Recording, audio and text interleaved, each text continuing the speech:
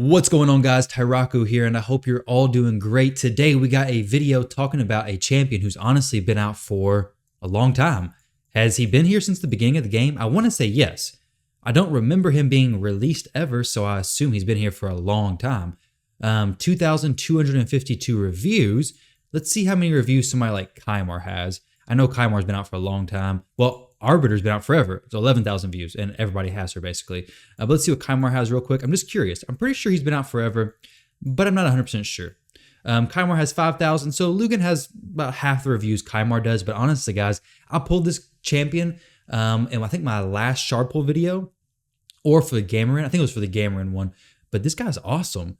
I think a lot of people have kind of slept on him. There's not a ton of videos talking about him, especially not recent ones. The videos talking about him are definitely singing his praises, but there's not really any recent ones. And I think he's kind of got pushed aside, especially since so many of the new champions are coming out, are really good, and a lot of people are talking about them. But let's look at Lugan's kit, all right? So A1 attacks one enemy, heals all allies by 25% of the damage inflicted. Places a shield buff on this champion equal to 10% of their max HP. Now, I know Manable a while back did a video talking about Lugan soloing the Scarab King.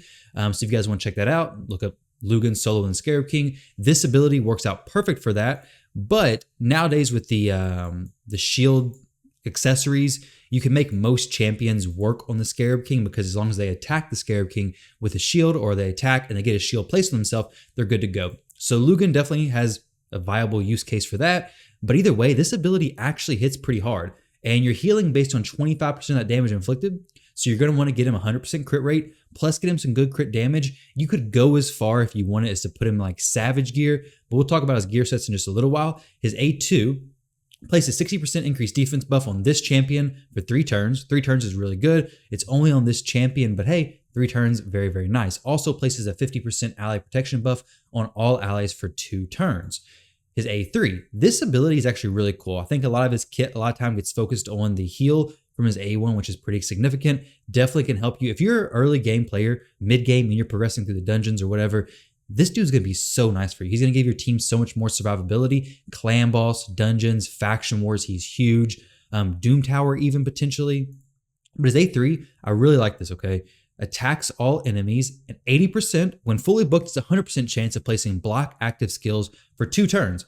Block active skills basically is very similar to Provoke, where Provoke, the enemies can only use their A1 ability. Same thing with block active skills. They can only use their A1 ability. However, they can attack whoever they want, unlike Provoke, where you can only attack the person who did the Provoke. But block active skills locks out everything else. And this is for 2 turns. This is really, really good, especially on a 4-turn cooldown. If you get him going fast enough, have enough decreased speed on the enemy team, whatever it may be, decreased speed, decreased turn meter, you can essentially keep block active skills up majority of the fight. Also, if you take the mastery, Master Hexer, you're going to get a chance to extend those block active skills as well, which could prove very nice for you as well. Now, the aura, this is kind of hit or miss, to be honest. Increases ally HP and faction crypts by 38%.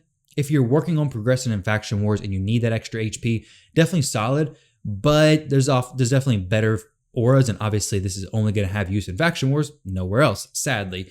These are the masters I've done for him. I've seen a lot of questions. I have Helm Smasher down here at the bottom. Let's go ahead and slide the chair out of the way, but we have Helm Smasher down here at the bottom. I did try War Master, and this does not proc his heal, because on the Clanboss, we were doing 70,000 damage from War Master, or from, War Master hits. So 70,000 damage. If we were to times that by 25%, he would need to be healing about 17,000 per hit, which would make him absolutely crazy. But unfortunately, he seems to only be healing off the damage he actually deals, which is still a good amount of damage. But had he been healing his damage plus War Master damage, he would have been healing so much. You would never have to have lifesteal gear on your champions again. But even where he's at currently, he's really, really good as far as how much heals he puts out.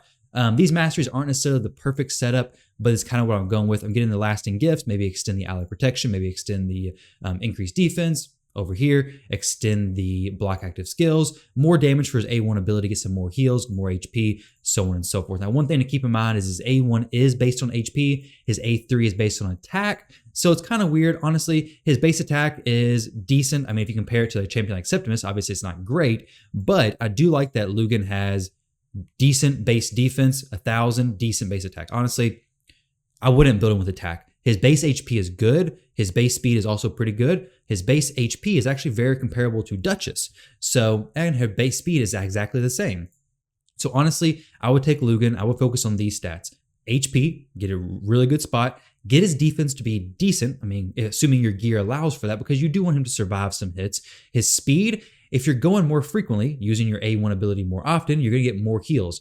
Now, crit rate, crit damage, very, very important. And then accuracy, you want to get the accuracy to a level where you can apply the block active skills consistently. So if you're in dungeons, if you're on stage 20 plus, you want about 200. If you're below stage 20, just take the stage number, multiply that by 10, and you'll have the amount of accuracy you need to apply your debuffs. A few things about him. Lugan is basically like a Vrask on steroids, more or less. So where Vrask heals based on his max HP, assuming it's a crit. So, I mean, Vrask is a pretty popular champion. There's been a lot of talk about him recently, but he heals all allies by 10% of his max HP when he inflicts a critical hit. So on weak hits, it doesn't work. Just like, well, actually, no, take it back. Lugan will heal from weak hits, but just not very much at all. Since Vrask and Lugan are pretty similar in the sense that they deal damage, they heal. You can gear them fairly similar as well. Now, one thing to keep in mind is Vrask is always going to heal this amount, okay? He's going to heal a set amount, whereas Lugan is going to heal sometimes a lot more and sometimes not as much. It depends on the enemy's defense and a lot of other factors. But let's go ahead and jump into the Dragon's Lair. I'll show him there. I did stage 25, but if this dude's been chilling in your vault, for nothing, if nothing else, you could definitely use him in Faction Wars. This is the team I have set up. Honestly, this team's nothing crazy. I was trying to use like lower level champions who are more accessible, but to be honest, this isn't showcasing as much that, hey, this team is fast or anything. Not recommending this, but it's showing, hey, once it gets to the end, he actually has some really good support. Also, bring in Lady Kimmy for the increased speed, the decreased speed on them, and the decreased turn meter really helps control everything. And while Lugan can do good damage, his AoE ability doesn't hit that hard. It hits okay, but we're not building his attack. I don't care about his attack. I just care about those juicy heals. So you can see right there, 7,000 HP was healed from each ally, which is awesome. He heals everybody, including himself. Let's go ahead and see. So he healed himself and everybody 7,000. So the same across the board. For Vrask to do that, he would need about 73,000 HP, which may or may not be easy for you to build, depending on where your account's at. But Lugan is going to consistently do that. If you have him with a counterattack champion, if you have him in a counterattack accessories, whatever it may be, he's going to be counterattacking, assuming he's going to get crits as well. It's going to make him hit even harder, and he's going to be healing a significant amount of damage for sure. Now, I don't know if Frozen Banshee is going to do very good on the boss when we get there, but either way, that doesn't really matter. But Lugan is going to be very, very good with, if you need a good support champion, a good sustain champion, and heal you throughout the dungeons. His heal should be pretty big at the end of this. But also on Clanboss, if you're working towards getting a good Clanboss team, I feel like nowadays so many people have so many different options of champions, whether it's Demetha for unkillable, block damage, unkillable stuff, regular unkillable buff, whatever it may be. There's so many different options, but if you're still kind of going like the classic route of Clanboss where you're doing poisons, typical sustain, you're still just working on getting those other champions. If you have managed to pull Lugan, I could almost guarantee he's going to find a spot in your Clanboss team, because it's so often so important to have a really good healer for Clanboss, because I mean, obviously if you die, you're doing no damage, right? Well, Lugan definitely will help you keep some extra heals going out, especially if you paired him with like a counterattack champion, because remember, every time he attacks with that A1 ability, he's going to be healing, assuming he crits. Now, on the Magic Affinity Clanboss, if it switches to Magic Affinity, you're going to have maybe a little bit more difficult time, because he won't be getting as many crits, more weak hits. He'll still be healing, but 25% of a weak hit is much less than 25% of a pretty big crit. We hit the dragon just now for 30,000. I do have Helm Smasher, so we should see some bigger hits throughout this. Unfortunately, Frozen Banshee's not going to apply very many poisons, most likely. So ignore defense, 33,000 damage there. Pretty good heal. But definitely, you can definitely build him with, like, say, Savage Gear, things like that, and make him hit even harder. I haven't built mine to do a ton of damage, nothing crazy. I'll show you his stat. Oh, I did show you the stats already, but he's like 249% crit damage in a mixed set. I think he may have had a speed set on or two, because I do want his speed to be pretty good. I had him with HP percentage boots on earlier with a speed substat. He did good, but for Faction Wars, I wanted to take more turns than he was doing before, because his AI is set to use the increased defense and ally protect on the first turn, and then use the block cooldowns. I would rather in Faction Wars him use the block cooldowns first. I don't feel like building a whole pre-made setup for Bannerlords Faction Wars alone, Once they come out with a system where I can add presets to each faction wars, I'll definitely have him turn it on full auto, have him set to use the block cooldowns first, and it'll help out a lot. But currently, I want him to be closer, honestly, to 200 speed. Where he's at right now, sitting about 195, works very well. But keep that in mind, if you run him through dungeon content, you may want to set his AI to go ahead and use that block active skills first, because if you're blocking active skills from the enemy, they're not going to be able to do speed boost, not going to be able to do anything like that. But I didn't show you his damage. I'll try to take a screenshot of that and clip it up right here to show you how much healing he did from that run. Sorry about that. I skipped it super quick. Let's go ahead and jump in here. I was trying to build a stage 21 team because of my recent CVC experiences. I realized I need some fast 21 teams. So I'm still tweaking some of the stuff on here, but I do like the idea of Lugan. Lugan's definitely going to be a solid person in my team, and I'll probably leave him there unless somehow I get people geared to make this even faster, but he makes it pretty secure. I mean, the block active skills is so nice. The good heals from the A1, I like that a lot. And the ally protect just really helps my damage dealers, my squishier champions survive up to the boss and then survive on the boss stage as well. Now, when it comes to using Lugan outside of PvE content, so, well, PvP, using him in PvP, he does kind of have a use as far as you could use him, maybe say go second after your Arbiter. So Arbiter goes first, his decent base speed, you can build him fast, you can build him accurate. It's not going to be optimizing his kit to the best, but you could throw him in there to go after Arbiter, do the block active skills, and basically makes all the enemies only be able to use their A1 abilities. Now, this isn't the best use for him. Most people have better options, but if you're early to mid game, you don't have a ton of level 60s, and every single champion you take to level 60, you basically need to use them in as many areas as you possibly can. Lugan could fit in that role and could be used as a go second champion or second champion in your lineup to go ahead and block all the enemy's active skills, and then move on with the A1 for some sustained heals and the A2. But typically you don't get past really the first round of all your damage. So he could definitely stop the enemy from speed boosting, cutting in on you, and anything else that their other abilities would bring, because he locks those all out except for their A1 abilities. You still have to be careful though, because champions like Leorius, champions like Candrafon, Skullcrown, sometimes they can still hit very hard with their A1 abilities. And since they can control who they hit, they can definitely target your damage dealer, your squishier champions, and still mess you up. So while he's an option for Arena, I don't think he has a very solid spot for very long, but you could use him as kind of like the time being if you really needed something to work. Now, as far as like on a defensive team, maybe for your 3v3, he may be tanky enough to survive, but honestly, being Spirit Affinity, so many good Magic Affinity nukers, I don't think Lugan is going to do great as far as surviving. Now, my Lugan just now fell over. Unfortunately, I've done every single run up to this point. He survived without an issue. He survived every single run. My other runs, Richoff was dying, so for whatever reason he died, I could definitely take him, put him in the lead spot, give him that 38% extra HP, make my whole team survive a little bit longer. I've opted with Richoff's aura for a little bit extra attack, for hopefully allowing Septimus to clear this faster, but honestly, it may be better just to put Lugan up front, because Septimus scales mostly off of max HP anyway, so I'll probably go ahead and switch that. I mean, Richoff, a lot of poison, so it may not really matter. But I want to play around with that some more, but he's definitely going to be in my team. I do like the survivability. I do like the block active skills on the waves, because with the Broad Maul, if I block active skills before he does a res, super nice. On the second wave, if I block active skills before the Man-Eater does the unkillable, before any of the buffs go off, super nice. So as a faction war champion, he is a champion who I would have loved to have the first time I was going through here, because Bannerlords was a faction that I struggled with a lot.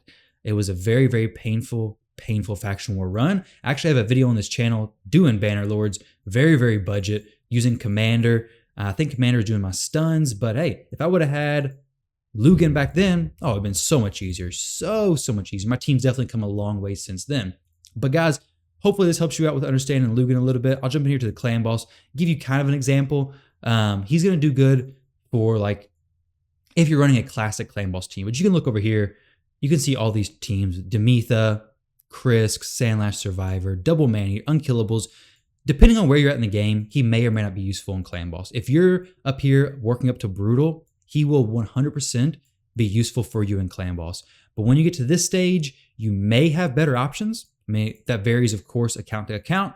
But hey, let's see what kind of healing he can do. Now, remember, like I said, the War Master, now I checked this, I didn't see any procs, maybe I missed something, but when the War Master procs, it doesn't add into his healing, because when you see War Master procs, it should heal for, well, 25% of 70,000, because as you can see, some of these champs, you'll see the red number pop up, because I have War Master on all my champs, so 62,000 there. 62,000 damage, that should be, let's see, 15,000 heals, and it wasn't. It was nowhere even close to that, but even without that, let's see what he's healing for right now. So just in a basic team, pretty good gear. Let's see. 2,000 damage. It was a weak hit. That's what I was saying. Well, I think I cut this part out, but I was saying that if you go against the Magic Affinity Clanboss, you're going to get some weak hits. It's going to really mess up your run if you were relying on his heals. But on any other affinity, on Void, he's going to have some consistent crits, do very, very well. I think put out some really good healing for your teams. Let's go ahead and see. So 1,000 again, another weak hit. That's really annoying. The affinities throw off so much. Definitely gets annoying. But let's see. I want to see one good heal from Lugan. Come on, dude. Let's see this. But same thing with Vrask. I mean, anywhere you would use Vrask, you could use Lugan more or less, except for the Orc faction wars, right? So let's see, 57. So 15,000. Okay, so he crit for 57,000 damage, healed for 15,000. 15,000 heal is huge, especially when you consider how much HP most of these champions have. Now I'm going to go ahead and force quit the game so I can get out of, actually, nah, we can't waste a key. I'll be right back, guys. All right, guys, so I had to force close the game so I didn't waste my Clanboss key, because I do got to use another key later on and use my actual team. Now, so just a quick recap, I'll give you guys my Lugan breakdown one last time. Stat priority, HP, crit rate, crit damage, speed, accuracy, good defense to survive. His skills, very, very good A3 ability, overlooked a lot of times, I feel like. Possible usability in PvP, not extremely good in PvP, but decent. Very good in PvE, especially if you're progressing. Very good in Clanboss if you're early to mid game. And even some of those Doom Tower stages later on, if you don't have good enough heals, he can definitely be a very, very solid option to bring to get those extra heals. Also very good for the HP secret rooms. Very, very good for that. Masteries, this is my setup. I went Helm Smasher instead of War Master because he doesn't get the extra heals off the War Master damage. If you're going to use him in maybe Dragon, Ice Golem, maybe not Ice Golem, Clanboss, you probably will want to go War Master. Even though you won't get that extra heals, you will get a good chunk of extra damage, which will help your overall damage on Clanboss happen. So if you're using him in Clanboss, I'd probably go War Master, even though you don't get the extra heals. If not, I think Helm Smasher is probably the best, assuming you can get over 200% crit damage. If you can't get over 200% crit damage, go ahead and pick up Flawless Execution. These are the support tree masters I went. Kind of use mine as a guide if you like, but still build based on your own preferences and where you're going to use them. Guys, I hope you enjoyed this video. Maybe you decide to pull Lugan out of your vault. If for nothing else, Faction Wars. He's definitely worth it there. But thank you all very much for watching. Hope you guys have a good New Year's, and I will catch you all in the next video.